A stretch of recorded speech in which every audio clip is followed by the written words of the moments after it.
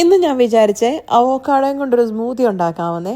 കാരണം നമ്മുടെ വീട്ടിലെ മറ്റ് 2 സാധനങ്ങൾ ഈ സാധനം ഒന്നും കഴിക്കുകയെന്നേ. അപ്പോൾ പിന്നെ വിചാരിച്ചു അവരില്ലാത്തപ്പോഴാണ് പിന്നെ കുഴപ്പമില്ലല്ലോ. ശരിക്കും പറഞ്ഞാൽ എന്ത് ടേസ്റ്റി ആയിട്ടുള്ളൊരു സാധനം ഈ അവോക്കാഡോ അല്ലേ. എനിക്ക് സ്മൂത്തിയേക്കാളും ഇഷ്ടം ബ്രെഡിൽ ഇങ്ങനെ സ്പ്രെഡ് ചെയ്ത് കഴിക്കാനാണ്. പിന്നെ ഞാൻ കുറച്ച് മാങ്കോയുടെ സ്ലൈസ് ഇരിപ്പുണ്ടായിരുന്നു, അതും കൂടെ ചേർത്ത്. ഈ അവോക്കാഡോയുടെ ടേസ്റ്റ് മാത്രം അത്ര വലിയ താല്പര്യമില്ല എനിക്ക് ഈ സ്മൂത്തിയിൽ.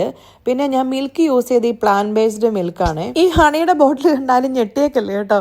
ഇതിനകത്തൊന്ന് ഞെക്കി ഞെക്കി ഞെക്കിയുണ്ടല്ലോ ഇതൊരു പരുവായതാ. ശരിക്കും പറഞ്ഞ് ഇതിൻ്റെ ആത്മാവിനെ വരെ ഞാൻ ഞെക്കി പുറത്തെടുത്തു.